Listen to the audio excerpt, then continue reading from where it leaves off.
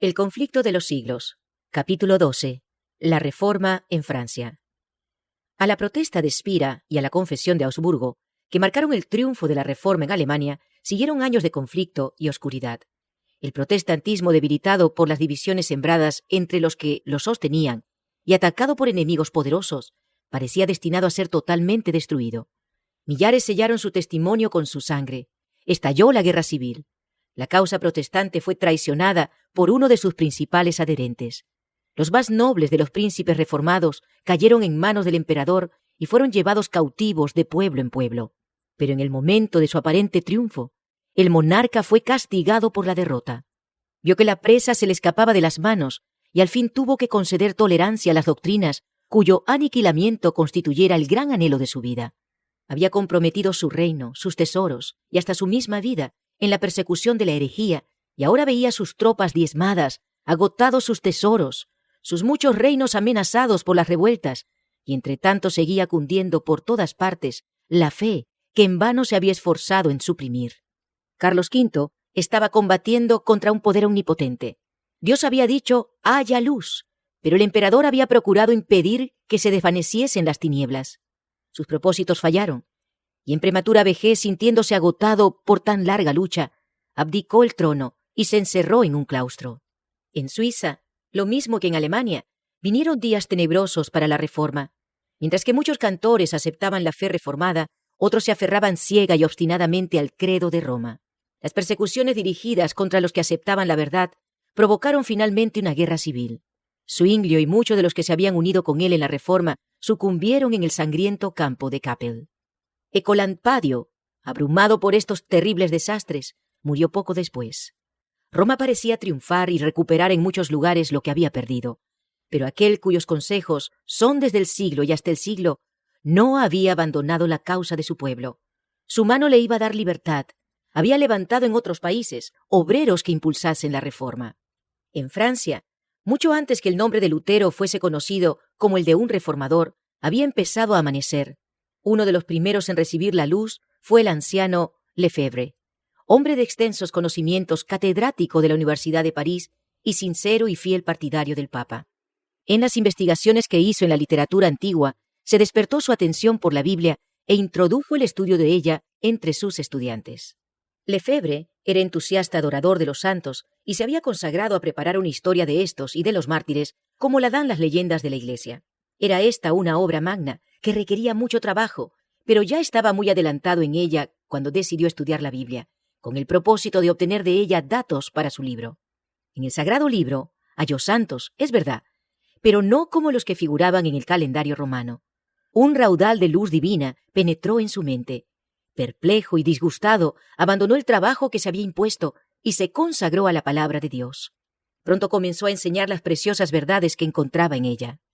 En 1512, antes que Lutero y Zwinglio empezaran la obra de la Reforma, escribía Lefebvre: Dios es el que da, por la fe, la justicia, que por gracia nos justifica para la vida eterna. Refiriéndose a los misterios de la redención, exclamaba: Oh grandeza indecible de este cambio. El inocente es condenado y el culpable queda libre. El que bendice carga con la maldición y la maldición se vuelve bendición. La vida muere y los muertos viven. La gloria es envuelta en tinieblas y el que no conocía más que confusión de rostro es revestido de gloria. Y al declarar que la gloria de la salvación pertenece solo a Dios, declaraba también que al hombre le incumbe el deber de obedecer. Decía: si eres miembro de la Iglesia de Cristo, eres miembro de su cuerpo, y en tal virtud estás lleno de la naturaleza divina. Oh, si los hombres pudiesen penetrar en este conocimiento y darse cuenta de este privilegio, cuán pura, casta y santa no sería su vida, y cuán despreciable no les parecería toda la gloria de este mundo en comparación con la que está dentro de ellos y que el ojo carnal no puede ver. Hubo algunos entre los discípulos de Lefebvre que escuchaban con ansia sus palabras y que mucho después que fuese acallada la voz del maestro iban a seguir predicando la verdad. Uno de ellos fue Guillermo Farel. Era hijo de padres piadosos y se le había enseñado a aceptar con fe implícita las enseñanzas de la Iglesia. Hubiera podido decir como Pablo: conforme a la más rigurosa secta de nuestra religión, he vivido fariseo. Como devoto romanista, se desvelaba por concluir con todos los que se atrevían a oponerse a la Iglesia. Rechinaba los dientes, decía él más tarde, como un lobo furioso cuando oía que alguno hablaba contra el Papa. Había sido incansable en la adoración de los santos en compañía de Lefebvre, haciendo juntos el jubileo circular de las iglesias de París, adorando en sus altares y adornando con ofrendas los santos relicarios. Pero estas observancias no podían infundir paz a su alma. Todos los actos de penitencia que practicaba no podían borrar la profunda convicción de pecado que pesaba sobre él. Oyó como una voz del cielo las palabras del Reformador: la salvación es por gracia. El inocente es condenado y el culpable queda libre. Es sólo la cruz de Cristo la que abre las puertas del cielo y la que cierra las del infierno. Farel aceptó gozoso la verdad. Por medio de una conversión parecida a la de Pablo, salió de la esclavitud de la tradición y llegó a la libertad de los hijos de Dios. En vez del sanguinario corazón del lobo hambriento, tuvo al convertirse, dice él, la mansedumbre de un humilde e inofensivo cordero, libre ya el corazón de toda influencia papista y entregado a Jesucristo. Entre tanto que Lefebvre continuaba esparciendo entre los estudiantes la luz divina, Farel, tan celoso en la causa de Cristo como lo había sido en la del Papa, se dispuso a predicar la verdad en público. Un dignatario de la Iglesia, el obispo de Meaux, no tardó en unirse con ellos. Otros maestros, que descollaban por su capacidad y talento, se adhirieron a su propagación del Evangelio, y éste ganó adherentes en todas las clases sociales, desde los humildes hogares de los artesanos y campesinos hasta el mismo palacio del rey. La hermana de Francisco I, que era entonces el monarca reinante, abrazó la fe reformada. El mismo rey y la reina madre parecieron por algún tiempo considerarla con simpatía, y los reformadores miraban con esperanza hacia lo porvenir y veían ya a Francia ganada para el Evangelio. Pero sus esperanzas no iban a realizarse. Pruebas y persecuciones aguardaban a los discípulos de Cristo, si bien la misericordia divina se las ocultaba, pues hubo un período de paz muy oportuno para permitirles acopiar fuerzas para hacer frente a las tempestades, y la reforma se extendió con rapidez. El obispo de Meaux trabajó con empeño en su propia diócesis para instruir tanto a los sacerdotes como al pueblo. Los curas inmorales e ignorantes fueron removidos de sus puestos, y en cuanto fue posible, se los reemplazó por hombres instruidos y piadosos. El obispo se afanaba porque su pueblo tuviera libre acceso a la palabra de Dios, y esto pronto se verificó. Lefebvre se encargó de traducir el Nuevo Testamento, y al mismo tiempo que la Biblia alemana de Lutero salía de la imprenta en Wittenberg, el Nuevo Testamento francés se publicaba en Meaux. El obispo no omitió esfuerzo ni gasto alguno para hacerlo circular entre sus feligreses, y muy pronto el pueblo de Meaux se vio en posesión de las Santas Escrituras. Así como los viajeros que son atormentados por la sed se regocijan al llegar a un manantial de agua pura, así recibieron estas almas el mensaje del cielo. Los trabajadores del campo y los artesanos en el taller amenizaban sus trabajos de cada día hablando de las preciosas verdades de la Biblia. De noche, en lugar de reunirse en los despachos de vinos, se congregaban unos en casas de otros para leer la palabra de Dios y unir sus oraciones y alabanzas. Pronto se notó un cambio muy notable en todas estas comunidades. Aunque formadas de gente de la clase humilde, dedicada al rudo trabajo y carente de instrucción, se veía en ella el poder de la reforma, y en la vida de todos se notaba el efecto de la gracia divina que dignifica y eleva. Mansos, amantes y fieles, resultaban ser como un testimonio vivo de lo que el Evangelio puede efectuar en aquellos que lo reciben con sinceridad de corazón. La luz derramada en Meaux iba a extenderse más lejos. Cada día aumentaba el número de los convertidos. El rey contuvo por algún tiempo la ira del clero, porque despreciaba el estrecho fanatismo de los frailes. Pero al fin, los jefes papales lograron prevalecer. Se levantó la hoguera. Al obispo de Meaux le obligaron a elegir entre ella y la retractación, y optó por el camino más fácil. Pero a pesar de su caída, el rebaño de este débil pastor se mantuvo firme. Muchos dieron testimonio de la verdad entre las llamas. Con su valor y fidelidad en la hoguera, estos humildes cristianos hablaron a millares de personas que en días de paz no hubieran oído jamás el testimonio de ellos. No eran solamente los pobres y los humildes los que en medio del padecimiento y del escarnio se atrevían a ser testigos del Señor. En las casas señoriles, en el castillo, en el palacio, había almas regias para quienes la verdad valía más que los tesoros, las categorías sociales y aun que la misma vida. La armadura real encerraba un espíritu más noble y elevado que la mitra y las vestiduras episcopales. Luis de Berquín era de noble alcurnia, cortés y bravo caballero, dedicado al estudio, de elegantes modales y de intachable moralidad. Era, dice un escritor, fiel partidario de las instituciones del Papa y celoso oyente de misas y sermones, y coronaba todas estas virtudes aborreciendo de todo corazón el luteranismo.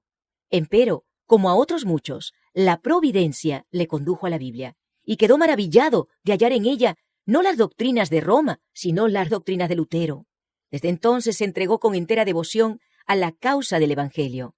Siendo el más instruido entre todos los nobles de Francia, su genio y elocuencia y su valor indómito y su celo heroico, tanto como su privanza en la corte, por ser favorito del rey, lo hicieron considerar por muchos como el que estaba destinado a ser el reformador de su país. Beza dijo: Berquin hubiera sido un segundo Lutero de haber hallado en Francisco I un segundo elector. Los papistas decían: es peor que Lutero. Y efectivamente, era más temido que Lutero por los romanistas de Francia. Le echaron en la cárcel por hereje, pero el rey mandó soltarle. La lucha duró varios años. Francisco fluctuaba entre Roma y la Reforma, tolerando y restringiendo alternadamente el celo bravío de los frailes. 3 veces fue apresado Berquin por las autoridades papales, para ser librado otras tantas por el monarca, quien, admirando su genio y la nobleza de su carácter, se negó a sacrificarle a la malicia del clero. Berquin fue avisado repetidas veces del peligro que le amenazaba en Francia, e instado para que siguiera el ejemplo de aquellos que habían hallado seguridad en un destierro voluntario. El tímido y contemporizador Erasmo, que con todo el esplendor de su erudición, carecía sin embargo de la grandeza moral, que mantiene la vida y el honor subordinados a la verdad, escribió a Berquin: solicita que te manden de embajador al extranjero. Ve y viaja por Alemania. Ya sabes lo que es Beda, un monstruo de 1000 cabezas, que destila ponzoña por todas partes. Tus enemigos son legión. Aunque fuera tu causa mejor que la de Cristo, no te dejarán en paz hasta que hayan acabado miserablemente contigo. No te fíes mucho de la protección del rey, y sobre todas las cosas te encarezco que no me comprometas con la facultad de teología. Pero cuanto más cuerpo iban tomando los peligros, más se afirmaba el fervor de Berquin. Lejos de adoptar la política y el egoísmo que Erasmo le aconsejara, resolvió emplear medios más enérgicos y eficaces. No quería ya tan solo seguir siendo defensor de la verdad, sino que iba a intentar atacar el error. El cargo de herejía que los romanistas procuraban echarle encima, él iba a devolvérselo. Los más activos y acervos de sus opositores eran los sabios doctores y frailes de la Facultad de Teología de la Universidad de París, una de las más altas autoridades eclesiásticas de la capital y de la nación. De los escritos de estos doctores, entresacó Berquin 12 proposiciones, que declaró públicamente contrarias a la Biblia, y por lo tanto heréticas, y apeló al rey para que actuara de juez con la controversia. El monarca, no descontento de poner frente a frente el poder y la inteligencia de campeones opuestos, y de tener la oportunidad de humillar la soberbia de los altivos frailes, ordenó a los romanistas que defendiesen su causa con la Biblia. Bien sabían estos que semejante arma de poco les serviría. La cárcel, el tormento y la hoguera eran las armas que mejor sabían manejar. Cambiadas estaban las suertes, y ellos se veían a punto de caer en la cima a que habían querido echar a Berquin. Puestos así en aprieto, no buscaban más que un modo de escapar. Por aquel tiempo, una imagen de la Virgen que estaba colocada en la esquina de una calle amaneció mutilada. Esto produjo gran agitación en la ciudad. Multitud de gente acudió al lugar dando señales de duelo y de indignación. El mismo rey fue hondamente conmovido. Vieron en esto los monjes una coyuntura favorable para ellos y se apresuraron en aprovecharla. «Estos son los frutos de las doctrinas de Berquin», exclamaban. «Todo va a ser echado por tierra, la religión, las leyes, el trono mismo, por esta conspiración luterana». Berquin fue aprendido de nuevo. El rey salió de París y los frailes pudieron obrar a su gusto. Enjuiciaron al reformador y le condenaron a muerte. Y para que Francisco no pudiese interponer su influencia para librarle, la sentencia se ejecutó el mismo día en que fue pronunciada. Al mediodía fue conducido Berquin al lugar de suplicio. Un inmenso gentío se reunió para presenciar el auto, y muchos notaron con turbación y espanto que la víctima había sido escogida de entre las mejores y más valientes familias nobles de Francia. La estupefacción, la indignación, el escarnio y el odio se pintaban en los semblantes de aquella inquieta muchedumbre, pero había un rostro sin sombra alguna, pues los pensamientos del mártir estaban muy lejos de la escena del tumulto, y lo único que percibía era la presencia de su Señor. La miserable carreta en que lo llevaban, las miradas de enojo que le echaban sus perseguidores, la muerte espantosa que le esperaba, nada de esto le importaba. El que vive, si bien estuvo muerto, pero ahora vive para siempre y tiene las llaves de la muerte y del infierno, estaba a su lado. El semblante de Berkin estaba radiante de luz y paz del cielo. Vestía lujosa ropa y llevaba capa de terciopelo, justillo de raso y de damasco, calzas de oro. Iba a dar testimonio de su fe en presencia del Rey de Reyes y ante todo el universo, y ninguna señal de duelo empañaba su alegría. Mientras la procesión desfilaba despacio por las calles atestadas de gente, el pueblo notaba maravillado la paz inalterable y el gozo triunfante que se pintaban en el rostro y el continente del mártir. Parece, decían, como si estuviera sentado en el templo meditando en cosas santas. Ya atado a la estaca, quiso Berkin dirigir unas cuantas palabras al pueblo, pero los monjes, temiendo las consecuencias, empezaron a dar gritos y los soldados a entrechocar sus armas, y con esto ahogaron la voz del mártir. Así fue como en 1529, la autoridad eclesiástica y literaria más notable de la culta ciudad de París dio al populacho de 1793 el vil ejemplo de sofocar en el cadalso las sagradas palabras de los moribundos. Berkin fue estrangulado y su cuerpo entregado a las llamas. La noticia de su muerte entristeció a los amigos de la Reforma en todas partes de Francia, pero su ejemplo no quedó sin provecho. También nosotros estamos listos, decían los testigos de la verdad, para recibir la muerte con gozo, poniendo nuestros ojos en la vida venidera. Durante la persecución en Meaux, se prohibió a los predicadores de la Reforma que siguieran en su obra de propaganda, por lo cual fueron a establecerse en otros campos de acción.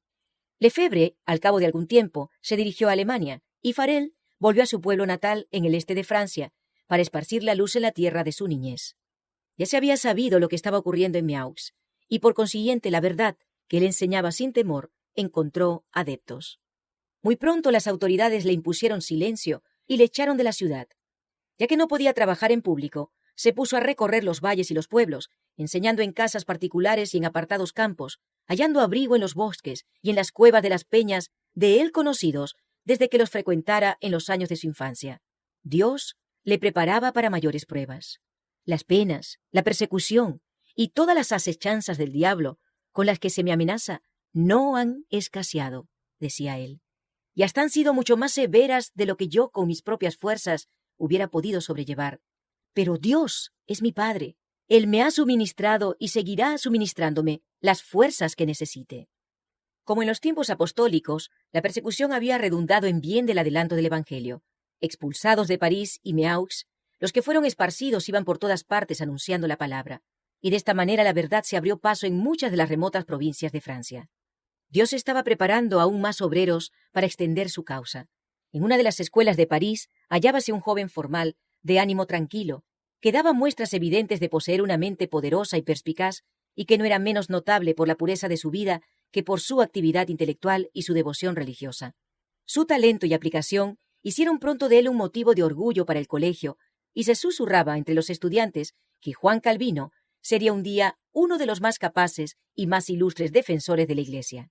Pero un rayo de luz divina penetró aún dentro de los muros del escolasticismo y de la superstición que encerraban a Calvino. Estremecióse al oír las nuevas doctrinas, sin dudar nunca que los herejes merecieran el fuego al que eran entregados. Y no obstante, sin saber cómo, tuvo que habérselas con la herejía, y se vio obligado a poner a prueba el poder de la teología romanista para rebatir la doctrina protestante. Hallábase en París un primo hermano de Calvino, que se había unido con los reformadores. Ambos parientes se reunían con frecuencia para discutir las cuestiones que perturbaban a la cristiandad. No hay más que dos religiones en el mundo, decía Olivetan, el protestante. Una que los hombres han inventado, y según la cual se salva el ser humano por medio de ceremonias y buenas obras. La otra es la que está revelada en la Biblia, y que enseña al hombre a no esperar su salvación, sino de la gracia soberana de Dios. No quiero tener nada que ver con ninguna de vuestras nuevas doctrinas, respondía Calvino. ¿Crees que he vivido en el error todos los días de mi vida? Pero habíanse despertado en su mente pensamientos que ya no podía desterrar de ella. A solas en su aposento, meditaba en las palabras de su primo. El sentimiento del pecado se había apoderado de su corazón. Se veía sin intercesor en presencia de un juez santo y justo. La mediación de los santos, las buenas obras, las ceremonias de la Iglesia, todo ello le parecía ineficaz para expiar el pecado. Ya no veía ante sí mismo sino la lobreguez de una eterna desesperación. En vano se esforzaban los doctores de la Iglesia por aliviarle de su pena. En vano recurría a la confesión y a la penitencia. Estas cosas no pueden reconciliar al alma con Dios. Aún estaba Calvino empeñado en tan infructuosas luchas, cuando un día en que por casualidad pasaba por una plaza pública, presenció la muerte de un hereje en la hoguera. Se llenó de admiración al ver la expresión de paz que se pintaba en el rostro del mártir. En medio de las torturas de una muerte espantosa y bajo la terrible condenación de la Iglesia, daba el mártir pruebas de una fe y de un valor que el joven estudiante comparaba con dolor con su propia desesperación y con las tinieblas en que vivía, a pesar de su estricta obediencia a los mandamientos de la Iglesia. Sabía que los herejes fundaban su fe en la Biblia, por lo tanto se decidió a estudiarla para descubrir, si fuera posible, el secreto del gozo del mártir. En la Biblia encontró a Cristo. «¡Oh, Padre!», exclamó, «su sacrificio ha calmado tu ira, su sangre ha lavado mis manchas, su cruz ha llevado mi maldición, su muerte ha hecho expiación por mí. Habíamos inventado muchas locuras inútiles, pero tú has puesto delante de mí tu palabra como una antorcha y has conmovido mi corazón para que tenga por abominables todos los méritos que no sean los de Jesús». Calvino había sido educado para el sacerdocio. Tenía solo 12 años cuando fue nombrado capellán de una pequeña iglesia y el obispo le tonsuró la cabeza para cumplir con el canon eclesiástico. No fue consagrado ni desempeñó los deberes del sacerdocio, pero sí fue hecho miembro del clero. Se le dio el título de su cargo y percibía la renta correspondiente. Viendo entonces que ya no podría jamás llegar a ser sacerdote, se dedicó por un tiempo a la jurisprudencia y por último abandonó este estudio para consagrarse al Evangelio. Pero no podía resolverse a dedicarse a la enseñanza. Era tímido por naturaleza, le abrumaba el peso de la responsabilidad del cargo y deseaba seguir dedicándose aún al estudio. Las reiteradas súplicas de sus amigos lograron por fin convencerle. «Cuán maravilloso es», decía, «que un hombre de tan bajo origen llegue a ser elevado hasta tan alta dignidad». Calvino empezó su obra con ánimo tranquilo, y sus palabras eran como el rocío que refresca la tierra. Se había alejado de París y ahora se encontraba en un pueblo de provincia bajo la protección de la princesa Margarita, la cual, amante como lo era del Evangelio, extendía su protección a los que lo profesaban.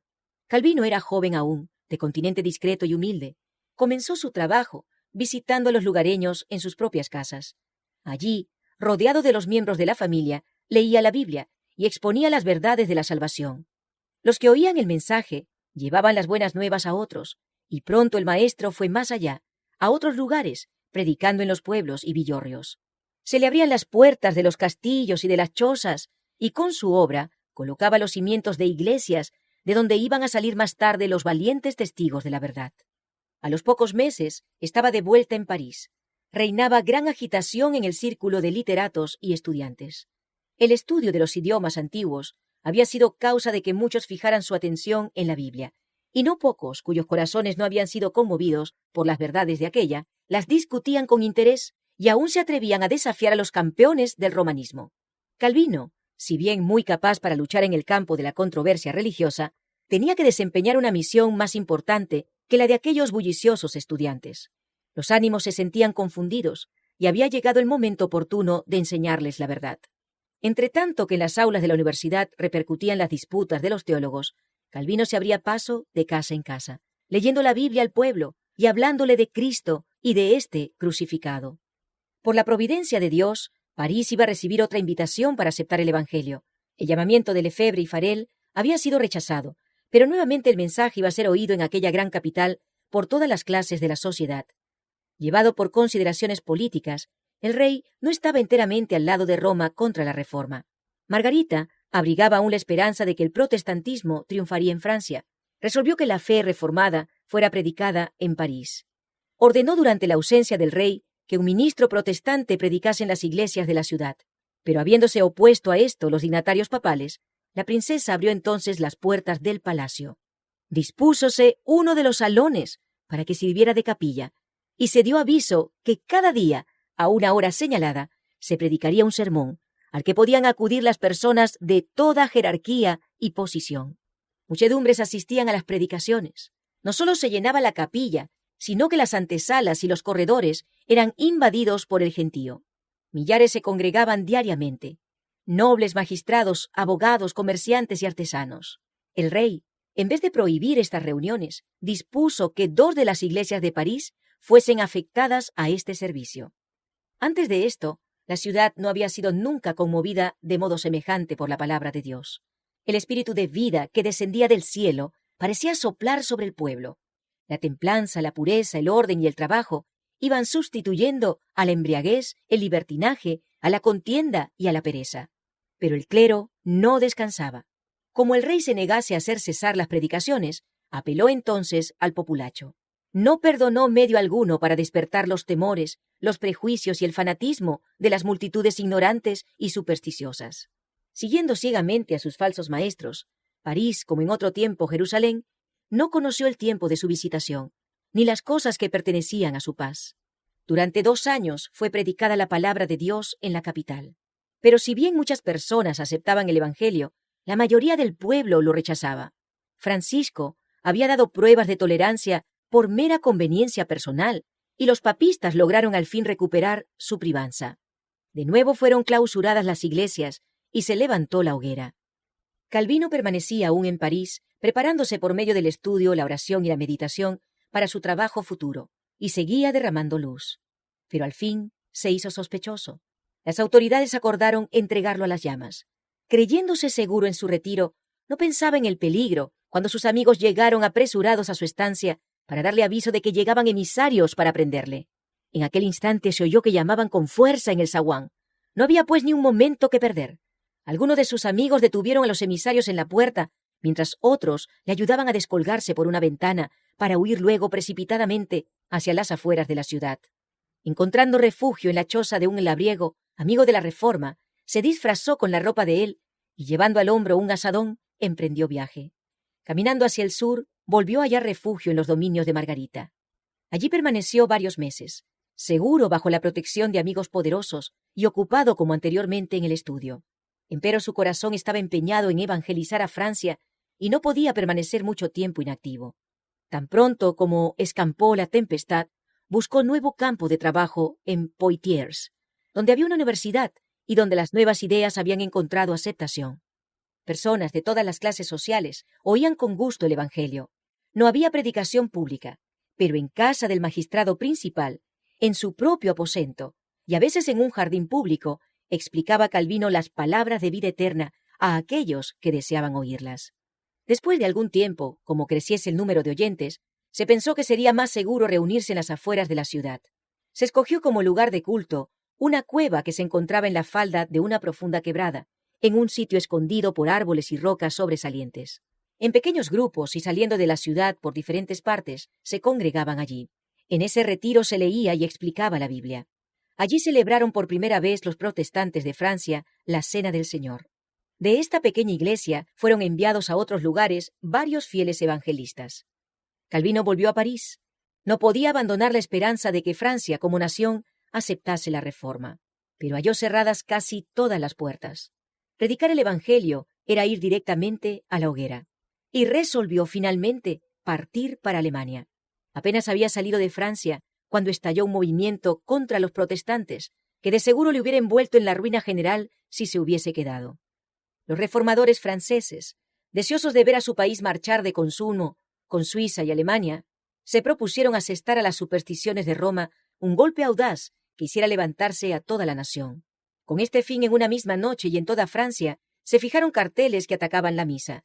En lugar de ayudar a la Reforma, este movimiento, inspirado por el celo más que por el buen juicio, reportó un fracaso no solo para sus propagadores, sino también para los amigos de la fe reformada por todo el país.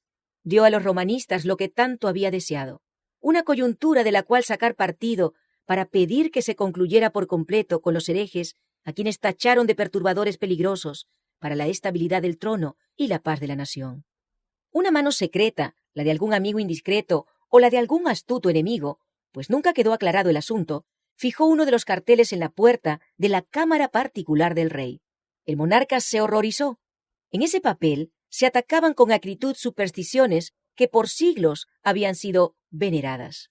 La ira del rey se encendió por el atrevimiento sin igual de los que introdujeron hasta su real presencia aquellos escritos tan claros y precisos.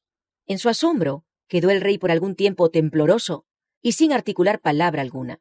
Luego dio rienda suelta a su enojo con estas terribles palabras: «Préndase a todos los sospechosos de herejía luterana. Quiero exterminarlos a todos». La suerte estaba echada. El rey resolvió pasarse por completo al lado de Roma. Se tomaron medidas para arrestar a todos los luteranos que se hallasen en París.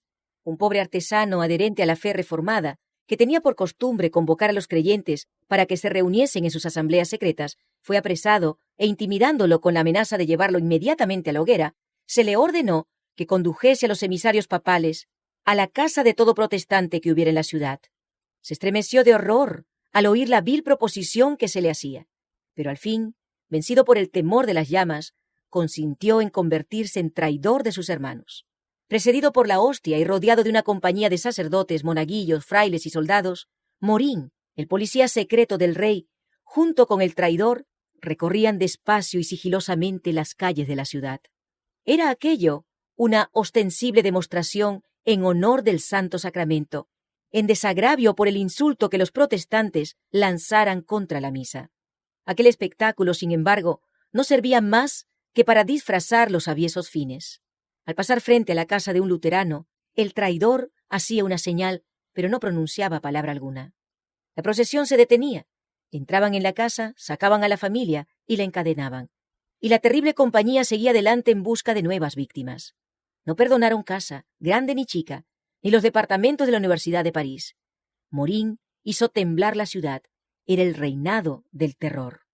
Las víctimas sucumbían en medio de terribles tormentos, pues se había ordenado a los verdugos que las quemasen a fuego lento para que se prolongara su agonía. Pero morían como vencedores. No menguaba su fe, ni desmayaba su confianza. Los perseguidores, viendo que no podían conmover la firmeza de aquellos fieles, se sentían derrotados. Se erigieron cadalsos en todos los barrios de la ciudad de París y se quemaban herejes todos los días, con el fin de sembrar el terror entre los partidarios de las doctrinas heréticas, multiplicando las ejecuciones. Sin embargo, al fin la ventaja fue para el Evangelio. Todo París pudo ver qué clase de hombres eran los que abrigaban en su corazón las nuevas enseñanzas. No hay mejor púlpito que la hoguera de los mártires.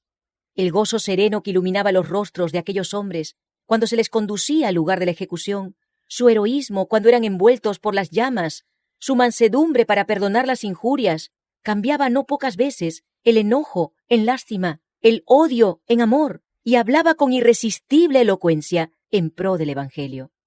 Con el fin de atizar aún más la furia del pueblo, los sacerdotes hicieron circular las más terribles calumnias contra los protestantes. Los culpaban de querer asesinar a los católicos, derribar al gobierno y matar al rey.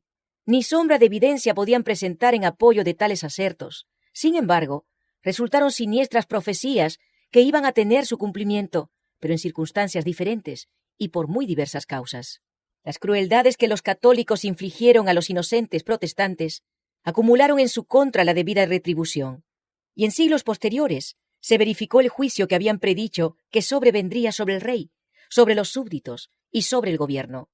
Pero dicho juicio se debió a los incrédulos y a los mismos papistas. No fue por el establecimiento, sino por la supresión del protestantismo, por lo que 3 siglos más tarde habían de venir sobre Francia tan espantosas calamidades. Todas las clases sociales se encontraban ahora presa de la sospecha, la desconfianza y el terror. En medio de la alarma general se notó cuán profundamente se había arraigado las enseñanzas luteranas en las mentes de los hombres, que más se distinguían por su brillante educación, su influencia y la superioridad de su carácter. Los puestos más honrosos y de más confianza quedaron de repente vacantes. Desaparecieron artesanos, impresores, literatos, catedráticos de las universidades, autores y hasta cortesanos. A centenares salían huyendo de París, desterrándose voluntariamente de su propio país, dando así en muchos casos la primera indicación de que estaban en favor de la Reforma. Los papistas se admiraban al ver a tantos herejes de quienes no habían sospechado y que habían sido tolerados entre ellos. Su ira se descargó sobre la multitud de humildes víctimas que había a su alcance. Las cárceles quedaron atestadas y el aire parecía oscurecerse con el humo de tantas hogueras en que se hacía morir a los que profesaban el Evangelio.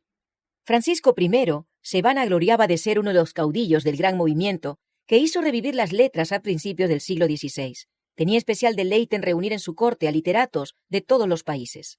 A su empeño de saber y al desprecio que le inspiraba la ignorancia y la superstición de los frailes, se debía siquiera, en parte, el grado de tolerancia que había concedido a los reformadores. Pero en su celo por aniquilar la herejía, este fomentador del saber expidió un edicto declarando abolida la imprenta en toda Francia. Francisco I ofrece uno de los muchos ejemplos conocidos de cómo la cultura intelectual no es una salvaguardia contra la persecución y la intolerancia religiosa. Francia, por medio de una ceremonia pública y solemne, iba a comprometerse formalmente en la destrucción del protestantismo. Los sacerdotes exigían que el insulto lanzado al cielo en la condenación de la misa fuese expiado con sangre, y que el rey, en nombre del pueblo, sancionara la espantosa tarea. Se señaló el 21 de enero de 1535 para efectuar la terrible ceremonia. Se atizaron el odio hipócrita y los temores supersticiosos de toda la nación. París estaba repleto de visitantes que habían acudido de los alrededores que invadían sus calles. Tenía que empezar el día con el desfile de una larga e imponente procesión. Las casas por delante de las cuales debía pasar estaban enlutadas y se habían levantado altares de trecho en trecho. Frente a todas las puertas había una luz encendida en honor del Santo Sacramento. Desde el amanecer se formó la procesión en palacio. Iban delante las cruces y los pendones de las parroquias, y después seguían los particulares de dos en dos, y llevando teas encendidas. A continuación, seguían las 4 órdenes de frailes, luciendo cada una sus vestiduras particulares. A estas seguía una gran colección de famosas reliquias. Iban tras ella, en sus carrozas, los altos dignatarios eclesiásticos, ostentando sus vestiduras moradas y de escarlata adornadas con pedrerías, formando todo aquello un conjunto espléndido y deslumbrador. La hostia era llevada por el obispo de París bajo vistoso dosel, sostenido por 4 príncipes de los de más alta jerarquía. Tras ellos iba el monarca. Francisco I iba en esa ocasión despojado de su corona y de su manto real, con la cabeza descubierta y la vista hacia el suelo, llevando en su mano un cirio encendido. El rey de Francia se presentó en público, como penitente. Se inclinaba ante cada altar, humillándose, no por los pecados que manchaban su alma, ni por la sangre inocente que habían derramado sus manos, sino por el pecado mortal de sus súbditos, que se habían atrevido a condenar la misa. Cerraban la marcha la reina y los dignatarios del Estado, que iban también de 2 en 2, llevando en sus manos antorchas encendidas. Como parte del programa de aquel día, el monarca mismo dirigió un discurso a los dignatarios del reino en la vasta sala del Palacio Episcopal. Se presentó ante ellos con aspecto triste y con conmovedora elocuencia lamentó el crimen, la blasfemia y el día de luto y de desgracia que habían sobrevenido a toda la nación. Instó a todos sus leales súbditos a que cooperasen en la extirpación de la herejía que amenazaba arruinar a Francia. Tan cierto, señores, como que soy vuestro rey, declaró, si yo supiese que uno de mis miembros estuviese contaminado por esta asquerosa podredumbre, os lo entregaría para que fuese cortado por vosotros. Y aún más, si viera uno de mis hijos contaminado por ella, no lo toleraría, sino que lo entregaría yo mismo y lo sacrificaría a Dios. Las lágrimas le ahogaron la voz, y la asamblea entera lloró, exclamando unánimemente, «Viviremos y moriremos en la religión católica». Terribles eran las tinieblas de la nación, que había rechazado la luz de la verdad. La gracia que trae salvación se había manifestado, pero Francia, después de haber comprobado su poder y su santidad, después que millares de sus hijos hubieron sido alumbrados por su belleza, después que su radiante luz se hubo esparcido por ciudades y pueblos, se desvió y escogió las tinieblas en vez de la luz. Habían rehusado los franceses el don celestial cuando les fuera ofrecido. Habían llamado a lo malo bueno y a lo bueno malo, hasta llegar a ser víctimas de su propio engaño. Y ahora, aunque creyeran de todo corazón que servían a Dios persiguiendo a su pueblo, su sinceridad no los dejaba sin culpa. Habían rechazado precisamente aquella luz que los hubiera salvado del engaño y librado sus almas del pecado de derramar sangre. Se juró solemnemente en la gran catedral que se extirparía la herejía, y en aquel mismo lugar, 3 siglos más tarde, iba a ser entronizada la diosa razón, por un pueblo que se había olvidado del Dios viviente. Volvióse a formar la procesión y los representantes de Francia se marcharon dispuestos a dar principio a la obra que habían jurado llevar a cabo. De trecho en trecho, a lo largo del camino, se habían preparado hogueras para quemar vivos a ciertos cristianos protestantes, y las cosas estaban arregladas de modo que cuando se encendieran aquellas, al acercarse el rey, debía detenerse la procesión para presenciar la ejecución. Los detalles de los tormentos que sufrieron estos confesores de Cristo no son para descritos. Pero no hubo desfallecimiento en las víctimas. Al ser instado uno de esos hombres para que se retractase, dijo: «Yo solo creo en lo que los profetas y apóstoles predicaron en los tiempos antiguos, y en lo que la comunión de los santos ha creído. Mi fe confía de tal manera en Dios que puedo resistir a todos los poderes del infierno». La procesión se detenía cada vez frente a los sitios de tormento. Al volver al lugar de donde había partido, el palacio real, se dispersó la muchedumbre y se retiraron el rey y los prelados, satisfechos de los autos de aquel día y congratulándose entre sí porque la obra así comenzada se proseguiría hasta lograrse la completa destrucción de la herejía. El evangelio de paz que Francia había rechazado iba a ser arrancado de raíz, lo que acarrearía terribles consecuencias. El 21 de enero de 1793, es decir, a los 258 años cabales, contados desde aquel día en que Francia entera se comprometiera a perseguir a los reformadores, otra procesión organizada con un fin muy diferente atravesaba las calles de París. Nuevamente era el rey la figura principal. Otra vez veías el mismo tumulto y oíase la misma gritería. Pedíanse de nuevo más víctimas. Volviéronse a erigir negros cadalsos, y nuevamente las escenas del día se clausuraron con espantosas ejecuciones. Luis XVI fue arrastrado a la guillotina, forcejeando con sus carceleros y verdugos que lo sujetaron fuertemente en la temible máquina hasta que cayó sobre su cuello la cuchilla y separó de sus hombros la cabeza que rodó sobre los tablones del cadalso. Y no fue él la única víctima. Allí cerca del mismo sitio perecieron decapitados por la guillotina 2.800 seres humanos durante el sangriento reinado del terror. La Reforma había presentado al mundo una Biblia abierta. Había desatado los sellos de los preceptos de Dios e invitado al pueblo a cumplir sus mandatos. El amor infinito había presentado a los hombres con toda claridad los principios y los estatutos del cielo. Dios había dicho: «Los guardaréis, pues, para cumplirlos, porque en esto consistirá vuestra sabiduría y vuestra inteligencia a la vista de las naciones, las cuales oirán hablar de todos estos estatutos y dirán: ciertamente pueblo sabio y entendido es esta gran nación». Francia misma, al rechazar el don celestial, sembró la semilla de la anarquía y de la ruina. Y la acción consecutiva e inevitable de la causa y del efecto resultó en la revolución y el reinado del terror. Mucho antes de aquella persecución despertada por los carteles, el osado y ardiente Farel se había visto obligado a huir de la tierra de sus padres. Se refugió en Suiza y, mediante los esfuerzos con que secundó la obra de Zwinglio, ayudó a inclinar el platillo de la balanza en favor de la Reforma. Iba a pasar en Suiza sus últimos años, pero no obstante, siguió ejerciendo poderosa influencia en la Reforma en Francia. Durante los primeros años de su destierro, dirigió sus esfuerzos especialmente a extender en su propio país el conocimiento del Evangelio. Dedicó gran parte de su tiempo a predicar a sus paisanos cerca de la frontera, desde donde seguía la suerte del conflicto con infatigable constancia, y ayudaba con sus palabras de estímulo y sus consejos.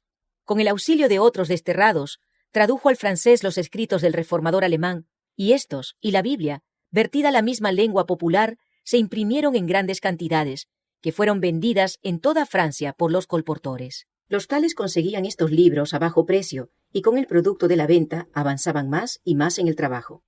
Farel dio comienzo a sus trabajos en Suiza como humilde maestro de escuela. Se retiró a una parroquia apartada y se consagró a la enseñanza de los niños. Además de las clases usuales requeridas por el plan de estudios, introdujo con mucha prudencia las verdades de la Biblia, esperando alcanzar a los padres por medio de los niños. Algunos creyeron, pero los sacerdotes se apresuraron a detener la obra, y los supersticiosos campesinos fueron incitados a oponerse a ella.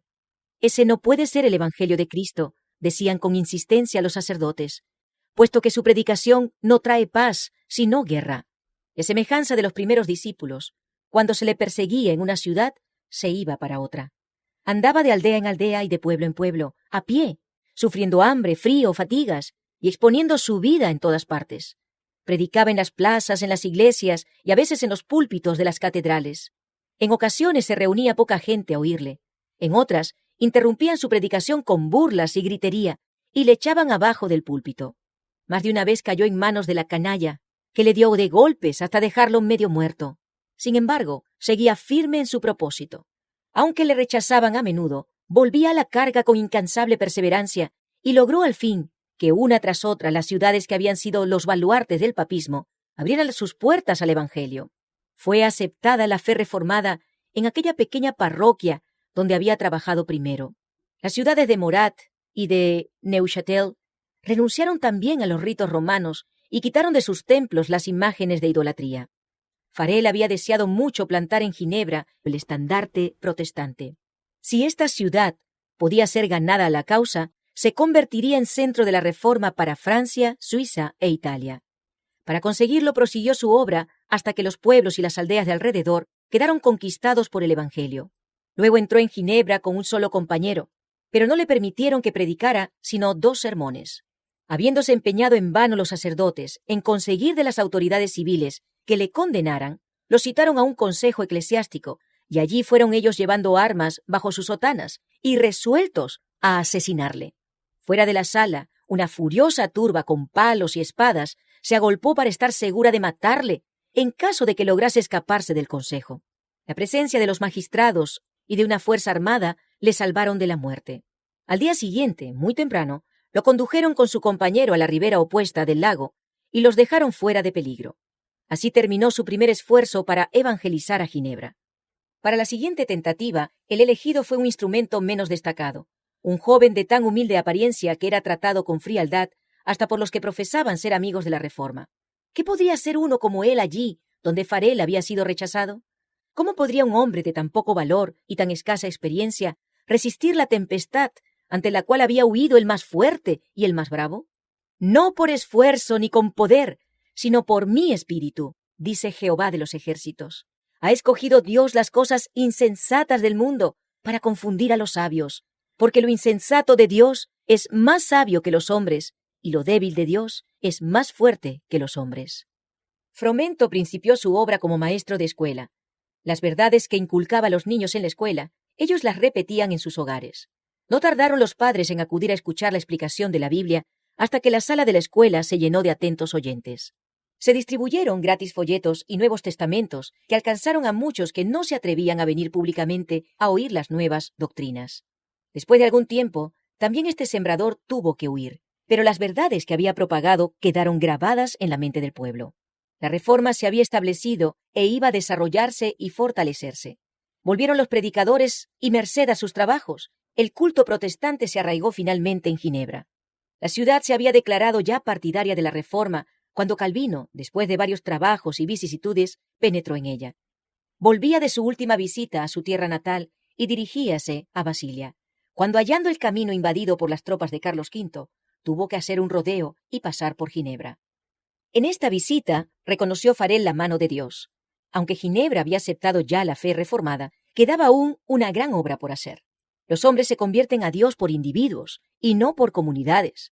La obra de regeneración debe ser realizada en el corazón y en la conciencia por el poder del Espíritu Santo y no por decretos de concilios. Si bien el pueblo ginebrino había desechado el yugo de Roma, no por eso estaba dispuesto a renunciar también a los vicios que florecieran en su seno bajo el dominio de aquella. Y no era obra de poca monta la de implantar entre aquel pueblo los principios puros del Evangelio y prepararlo para que ocupara dignamente el puesto a que la providencia parecía llamarle.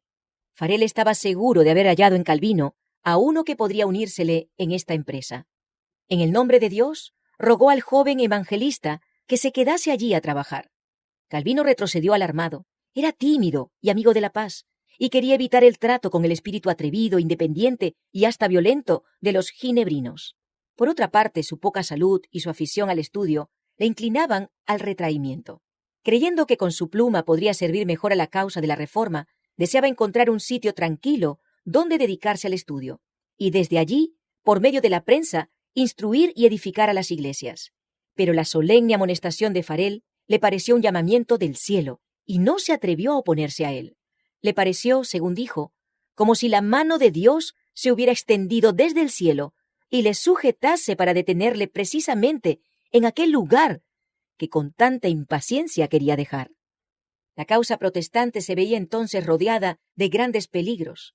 Los anatemas del Papa tronaban contra Ginebra y poderosas naciones amenazaban destruirla. ¿Cómo iba tan pequeña ciudad a resistir a la poderosa jerarquía que tan a menudo había sometido a reyes y emperadores? ¿Cómo podría vencer los ejércitos de los grandes capitanes del siglo? En toda la cristiandad se veía amenazado el protestantismo por formidables enemigos.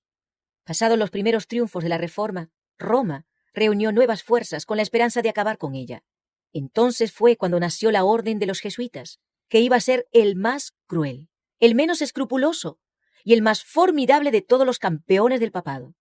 Libres de todo lazo terrenal y de todo interés humano, insensibles a la voz del afecto natural, sordos a los argumentos de la razón y a la voz de la conciencia, no reconocían los miembros más ley, ni más sujeción que las de su orden, y no tenían más preocupación que la de extender su poderío. El Evangelio de Cristo había capacitado a sus adherentes para arrostrar los peligros y soportar los padecimientos, sin desmayar por el frío, el hambre, el trabajo, la miseria, y para sostener con denuedo el estandarte de la verdad frente al potro, al calabozo y a la hoguera. Para combatir contra estas fuerzas, el jesuitismo inspiraba a sus adeptos un fanatismo tal que los habilitaba para soportar peligros similares y oponer al poder de la verdad todas las armas del engaño. Para ellos ningún crimen era demasiado grande, ninguna mentira demasiado vil, ningún disfraz demasiado difícil de llevar. Ligados por votos de pobreza y de humildad perpetuas, estudiaban el arte de adueñarse de la riqueza y del poder para consagrarlos a la destrucción del protestantismo y al restablecimiento de la supremacía papal. Al darse a conocer como miembros de la orden, se presentaban con cierto aire de santidad, visitando las cárceles, atendiendo a los enfermos y a los pobres, haciendo profesión de haber renunciado al mundo y llevando el sagrado nombre de Jesús, de aquel que anduvo haciendo bienes. Pero bajo esta fingida mansedumbre, ocultaban a menudo propósitos criminales y mortíferos. Era un principio fundamental de la orden que el fin justifica los medios. Según dicho principio, la mentira, el robo, el perjurio y el asesinato no solo eran perdonables, sino dignos de ser recomendados, siempre que sirvieran los intereses de la Iglesia.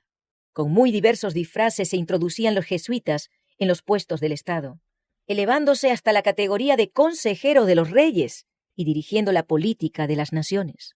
Se hacían criados para convertirse en espías de sus señores. Establecían colegios para los hijos de príncipes y nobles y escuelas para los del pueblo. Y los hijos de padres protestantes eran inducidos a observar los ritos romanistas. Toda la pompa exterior desplegada en el culto de la Iglesia de Roma se aplicaba a confundir la mente y ofuscar y embaucar la imaginación, para que los hijos traicionaran aquella libertad por la cual sus padres habían trabajado y derramado su sangre.